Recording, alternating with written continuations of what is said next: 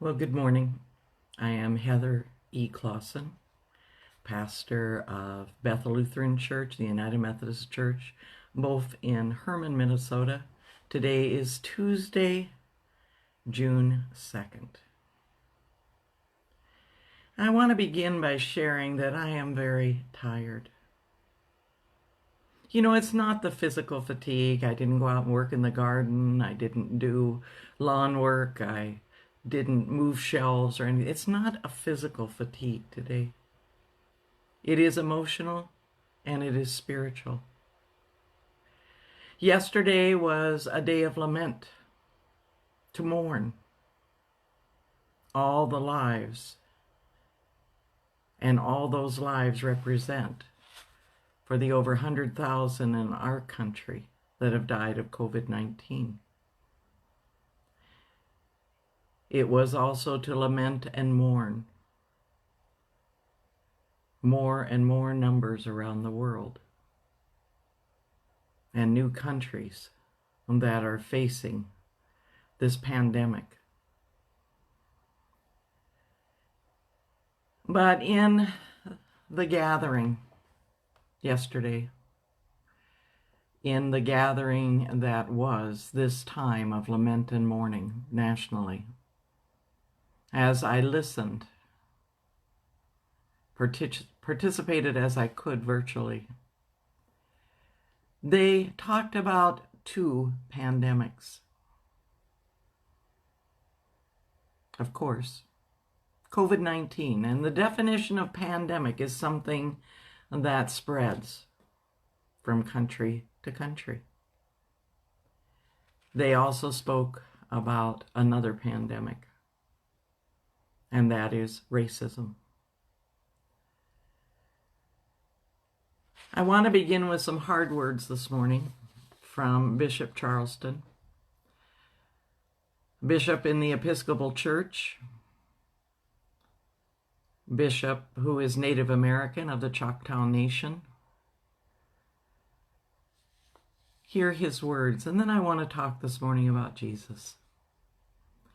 Like many of you, I watched yesterday's events in front of the White House unfold in real time. It was a stage-managed show of force, using law-abiding citizens as expendable extras in a macho movie, and the Bible as a prop for a macabre photo op, as awkward and isolated an image as history has ever recorded. Every element was choreographed. The Attorney General coming out to review his troops, the timing of the charge into the crowd, the sound of explosions in the background of the Get Tough speech, the triumphant stroll with the Dominator attended by his entourage, the pantomime at the church. I watched it all. As some people use the death of George Floyd as an excuse to smash windows and burn cars, so some of our leaders use it as an excuse to distract our attention from the cause and meaning of his death for political expediency. For me, both are criminal acts. The right of free speech and assembly has been as violated as the right to humane treatment while in custody of the law. It will now be up to each of us to declare what we have seen and what we intend to do as a consequence. I cannot speak for you. I can only speak for myself. I know what I saw, and I know what I believe. Therefore, I will remain steadfast in my witness. The murder of George Floyd in public as a blatant act of the racism that infects this nation is the issue. We have to face that reality and deal with it through truth-telling and constructive change. Criminals who try to steal televisions or politicians who try to steal elections are looters. We have to confront them in court or at the ballot box. Jesus was a radical, and Jesus was a protester. And we know that before he began his public ministry, that when he went into the wilderness on his own, he went and declined. To be turned aside from the mission of love that he came to bring to people. He declined to be drawn from that, to be turned from that, so that the truth of all that God intends could be shown. We know the word protester invites some pretty strong opinions, depending on whom you talk to and in what context. It can bring irritation or annoyance or even anger. And as we have seen, there are those who will use legitimate and peaceful protesters for ugly and horrific purposes. You know, if we are honest with ourselves about the gospel message of Jesus, we should know that protesting can be a holy act of righteousness. You know, there are times in our lives where Jesus calls us to complement our prayer with action. And sometimes that is with protesting. And throughout the Bible, we see how Jesus did intervene and acted and spoke and was present in various situations in order to show the difference that God intended, the social justice and equality that God intended. So I talked about his praying 40 days and 40 nights. We also know of his incident at the end, near the end of his ministry here on earth, when he entered the temple and drove out the money changers, because in what they were doing, not only violating the space that was for worship, but they were also making it difficult for the have-nots to have equal access to the temple, to the worship, to what they saw that God called them to do. He began his ministry by boldly standing up and speaking in the synagogue, reading from the Torah scroll, and saying what God's intention was, so countercultural, even where he lived. When he said that all this is being fulfilled before you, they drove him out and threatened his life. So he took the message to the masses. He took it to the people, speaking and advocating wherever he could. And we see in the Gospels, thinking of Matthew 4, where as he spoke, as he witnessed to what God intended, the crowds followed him. He confronted leaders about their wrong practices, their evil thoughts, their destructive deeds, because Jesus was a protester. And he called upon people and asked them to follow him in his cause, because he was a protester. He broke the religious expectations of the day and the laws of the day, to the point that those who wanted the status quo to remain wanted him to die because he was a protester. Jesus made public proclamations and tried to change the social sentiment through talks, teachings, and preaching. Think about the Sermon on the Mount. Blessed are those, not the powerful, not the wealthy, not the haves,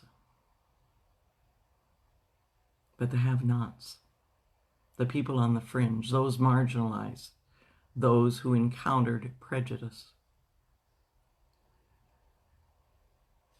Because Jesus was a protester. And he openly rebuked and held accountable and challenged and called out people who refused to change from their misguided ways, from their misunderstanding of God's love and God's intention, for the ways in which there was not social justice, for the ways in which people were marginalized and actually even seen as under the judgment of God, which they were not, because Jesus was a protester. And he was viciously challenged, and he was mocked, and he was scrutinized, and he was threatened, and he was slandered because he was a protester. He created, inspired, and sent out other protesters, because that's what protesters do. And these other protesters, the disciples, were eventually arrested and killed because they were protesters.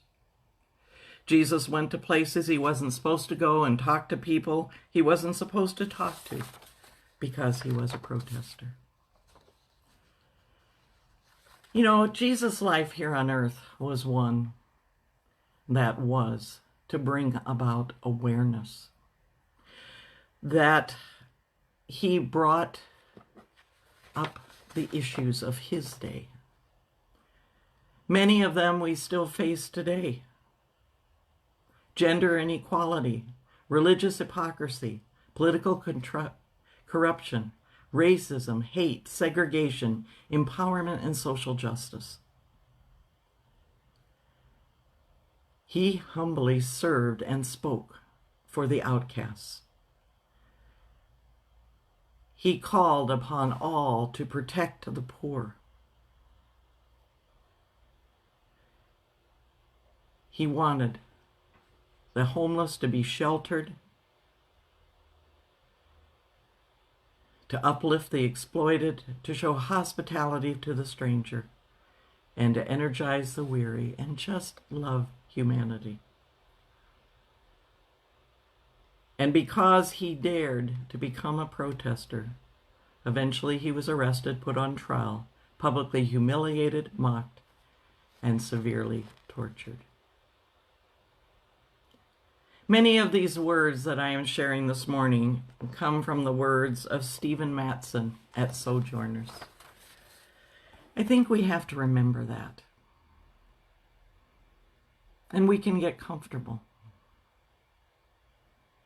We know that we have talked often about what COVID-19 has revealed to us in our society. How many of the ones who are marginalized, who live only with minimum wage, have lost their jobs or been forced to work, because they often are the ones who are providing what we need. And Jesus wanted us to understand that God did not see a difference. Person to person, circumstance to circumstance. We're still struggling. Not only in our country, but in the world, but very visible in our country today, to live that out. This was incited by murder of George Floyd.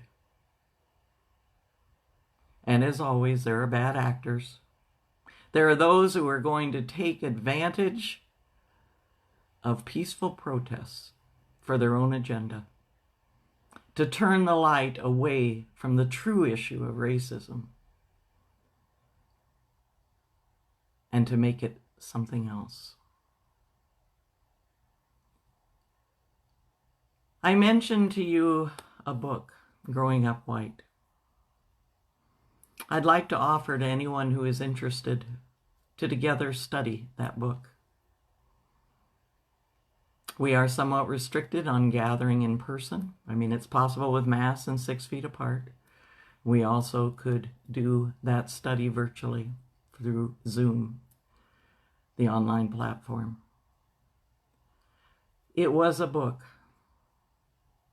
Well, it is a book that had opened my eyes, as I mentioned, in 2014, as I still continue to ask God to reveal to me where my prejudice is, because I know it exists. I'm white. I know it's down there, and I want God to show me that. And often it is the voices of others that help. If you are interested in this, please let me know. I think that it would help us and help God to work within us. It is, as I said, I'm tired, emotionally and spiritually. But I am a person of deep hope because I believe that God is working in the midst of all of this to bring us to a place of betterment for people if we don't turn aside, if we continue the work. People are beautiful, so beautiful, in their variety of color and their variety of ethnic and country of origin, in their variety of belief. Humanity is beautiful. God intends us to not only understand that, but to live that. Go in peace.